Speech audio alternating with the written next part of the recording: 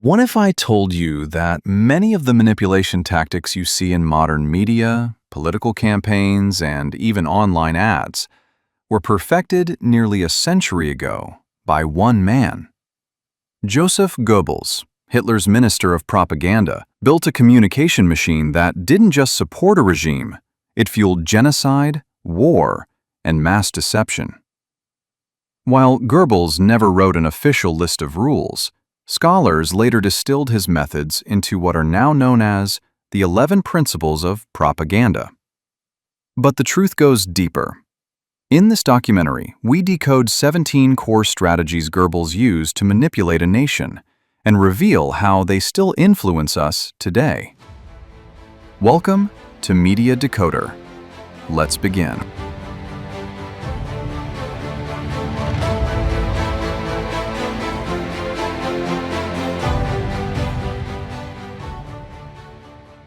Simplification and the single enemy.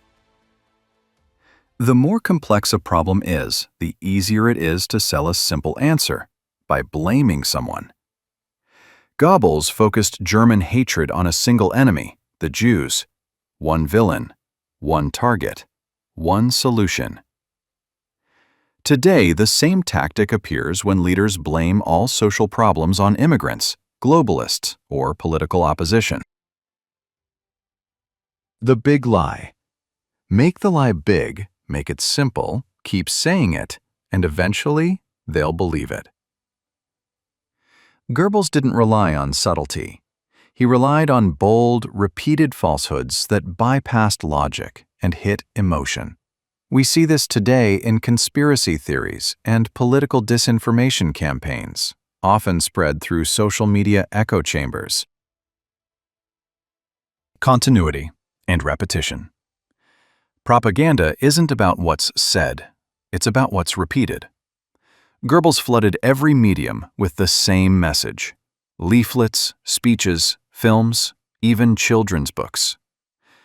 Today, repetition comes through viral hashtags, headlines, and algorithm-fed content loops. The more we see it, the more we believe it.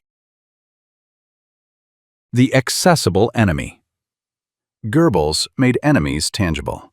Not abstract threats, but faces, names, and images. Fear becomes more powerful when it has a face. Today, political ads and memes often put the enemy front and center: immigrants, feminists, billionaires, opposition leaders.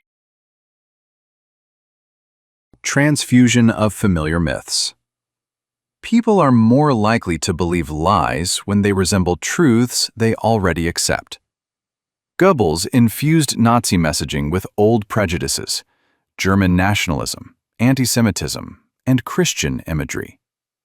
Today's propagandists borrow from cultural narratives, religious beliefs, and historical myths to legitimize harmful ideologies. Vulgarization. Keep it simple, crude, emotional. Emotion first, reason second, if at all. Goebbels believed propaganda should appeal to the gut, not intellect. Modern social media uses the same principle. Outrage spreads faster than facts. Simplicity wins. Orchestration and unity of message. Propaganda works best when every channel says the same thing.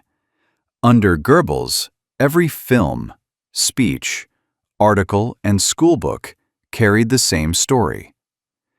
Today, we see orchestrated messaging across political media outlets, coordinated influencers, and even bot farms, reinforcing a narrative. Renovation. Adapt without changing the core. Messages must evolve to fit new contexts, but their ideology stays the same. Goebbels adjusted Nazi rhetoric during war, peace, famine, or victory. Today's disinformation campaigns pivot with each crisis, but their worldview stays unchanged. Credibility through appearance. Truth is irrelevant. Appearance is everything.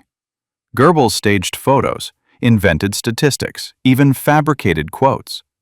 Today, deep fakes, AI-generated voices, and fake social media accounts serve the same function: make the lie look like truth. Stereotyping, reducing people to symbols. For Goebbels, Jews were greedy, subhuman caricatures. Today, propaganda still relies on stereotypes, whether it's welfare queens, terrorists, or angry feminists, to justify exclusion or violence. Silence and censorship. Propaganda isn't only about what you hear, it's about what you don't. Goebbels banned books, jailed dissidents, and controlled the press. In modern contexts, voices are silenced through online harassment, disinformation, or by drowning them out with noise. Cult of personality. Goebbels helped turn Hitler into a myth. Photos painted him as a father figure, savior, divine warrior. Cults of personality still exist, where leaders become brands and criticism becomes blasphemy. Exploiting fear and insecurity. Fear makes people easier to control. Nazi propaganda constantly reminded Germans of enemies, betrayal, and collapse. Today, 24/7 media cycles, doomsday headlines, and political fear-mongering tap into the same emotion: survival panic. Spectacle and symbolism. Goebbels understood the power of image. Nuremberg rallies, torch parades, uniforms. These were psychological theater. Today, we see similar tactics in political rallies, influencer branding, and nationalistic displays that trigger identity and emotion.